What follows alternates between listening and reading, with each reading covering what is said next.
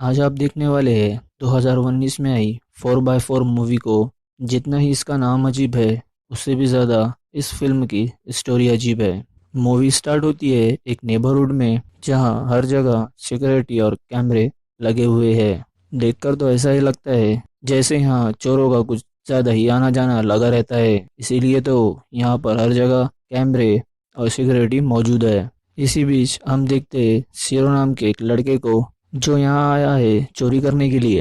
कुछ देर इधर उधर देखकर उसे एक 4x4 एसयूवी कार पसंद आ जाती है। इसके बाद बड़ी सफाई से सीरो उस कार को ओपन करके उसमें चला जाता है। सीरो उस कार को तो नहीं चुराता, मगर उस कार का साउंड सिस्टम और डैशबोर्ड पर रखी हुई चीज़ों को चुरा लेता है। सीरो सब चीज़ें चुराने के बाद अब उसी कार में मस्ती करने लगता है और पीछे की सीट में टॉयलेट भी कर देता है। सारा काम खत्म हो जाने के बाद सिरो जब कार की विंडो ओपन करने की कोशिश करता है, तो उससे डोर ओपन नहीं होते। वो दूसरे डोर को भी ओपन करने की कोशिश करता है और दूसरा डोर भी ओपन नहीं होता। लेकिन अब सारे डोर लॉक हो चुके थे। सिरो इस कार में फंस चुका था। सिरो को अब बहुत ज़्यादा गुस्सा आने लगता है।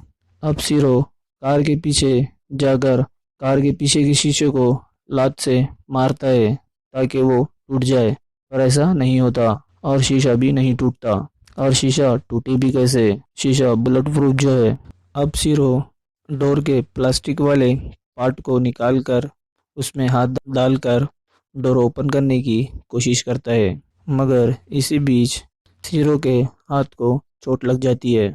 अब उसके पास कोई रास्ता नहीं था, इसीलिए वो अब अपनी गन को बाहर निकाल लेता है और आगे के विंडशील्ड पर चला देता है। जैसे कि मैंने आपको बताया, सारे शीशे बुलेट प्रूफ है, इसीलिए गोली चलाने के बाद बुलेट रिफ्लेक्ट होकर उसी के पैर में लग जाती है।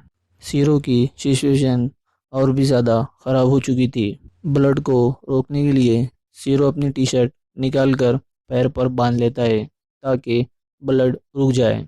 सीरो जितने हल्के में इस सिचुएशन को ले रहा था, अब ये उतनी हल्की नहीं रही थी। अब सीरो सबसे पहले कॉल लगाता है अपने वाइफ को, मगर मोबाइल में चार्जिंग ना होने की वजह से मोबाइल डेड हो जाता है। तभी एक औरत आती है जो शीशे में देखकर अपनी लिपस्टिक ठीक कर रही थी। अब आप सोच रहे होंगे सीरो बाहर से मदद मंगा लेगा, पर ऐसा नहीं होने वाला, क्योंकि कार के शीशे पोलराइज है, यानी काले हैं। खैर, अब रात हो जाती है और सीरो सो जाता है। सुबह जब सीरो उठता है तो वो वहीं था, उसी कार में था। सुबह तो हो गई थी, मगर अब तक कार का ओनर नहीं आया था। सीरो एक काम करता है, वो साउंड सिस्टम फिर से लगा देता है उसी जगह पर जहाँ से उसने उसे निकाला था और उसमें गाने सुनने लगता है, वो भी नेहा कक्कड़ वाले, माइंड को फ्रेश रखने के लिए। और इसी के साथ वो ट्राई कर रहा था दरवाज़ों को खोलने की, ताकि वो इस जगह से निकल सके। तभी अचानक उस कार में किसी की कॉल आती है। वो कॉल थी कार के ओनर की। सीरो कॉल पिक करता है। ओनर बताता है उसका नाम एंड्रिक है और वो एक डॉक्टर है, और वो ये भी जानता है सीरो उसी के कार में है। एंड्रिक सीरो को बताता है मेरी कार 28 बार चोरी हो चुकी है और ये 29वीं बार है।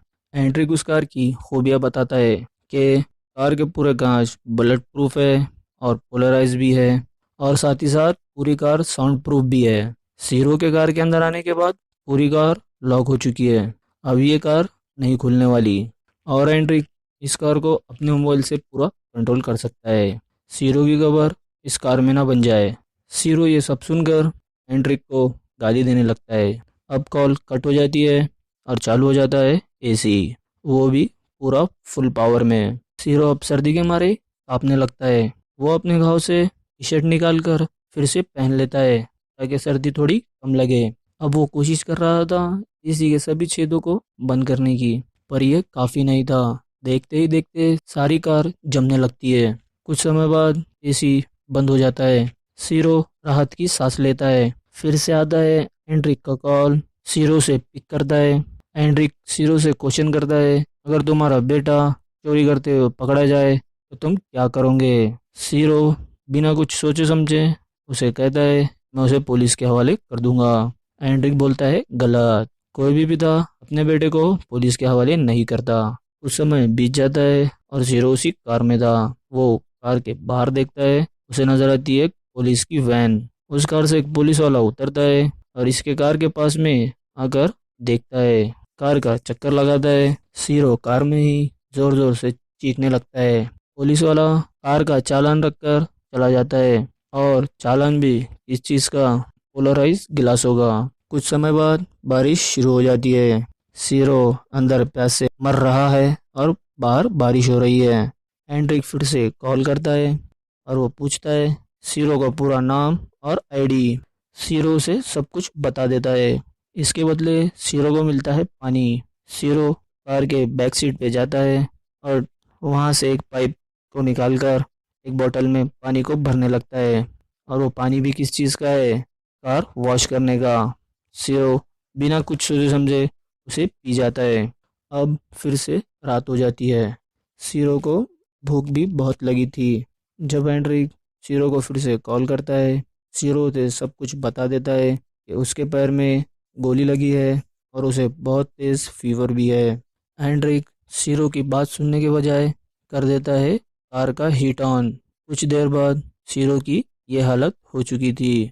एंड्रिक सीरो को फुल टॉर्चर कर रहा था। सीरो का बहुत बुरा हाल हो चुका था। कुछ समय बाद हीट ऑफ हो जाती है। सीरो कार की मैनुअल बुक चेक करता है पर उसके काम का इसमें कुछ भी नहीं। सीरो को इतनी तेज़ भूख लगी थी, इसीलिए वो मैनुअल बुक के कागज़ को ही खाने लगता है। कागज़ खाने के बाद अब उसे प्यास लगी थी। कार में पानी तो अब नहीं था, इसीलिए अब सीरो को खुद का ही टॉयलेट पीना पड़ता है। इसी दौरान एक और चोर उसी कार के पास में आ जाता है। सीरो जिस कार में है वो चोर भी उसी कार का डोर ओपन करने की कोशिश करता है, मगर आसपास के लोग उसे देख लेते हैं। सीरो की इतनी अच्छी किस्मत कहाँ जो वो इतनी जल्दी आज़ाद हो जाए। आसपास के लोग उसे पकड़ लेते हैं और उसे चोर को पुलिस के हवाले कर देते हैं। सीरो का और एक दिन यहाँ गुजर गया। यहाँ सीरो की बहुत ज़्यादा हालत ख़राब हो चुकी थी। आपको याद है ना, सीरो को गोली भी लगी है। खैर, एंड्रिक बताता है वो उसके घर गया था और उसके फैमिली को $1,00,000 देकर आया है। ये कहकर कि सीरो की लॉटरी लगी है। एंड्रिक आज अच्छे मूड में था, इसीलिए वो सीरो को एक चॉकलेट देता है जो उसी कार में कहीं रखी हुई थी। सीरो उस चॉकलेट को पूरा खा जाता है। बहुत ज़्यादा कोशिश करने के बाद वो कार में एक छेद कर देता है जिससे कुछ नहीं होने वाला। सीरो की आवाज़ भी बाहर नहीं जा सकती। सीरो के पास अब कुछ काम नहीं था, इसीलिए वो दबा रहा था बार बार स्टार्ट बटन को। एकदम से ही कार स्टार्ट हो जाती है। कार का गियर रिवर्स में ही अटका हुआ था, जिसके बाद वो कार को पीछे की तरफ तेजी से चला देता है। गाड़ी रिवर्स में चलाने की वजह से गाड़ी किसी से टकरा जाती है। गाड़ी का एक्सीडेंट हो जाता है। यहाँ हो जाता है सीरो कार से फ्री। कार से बाहर निकलकर वो जाता है सबसे पहले रेस्टोरेंट में खाना खाने के लिए।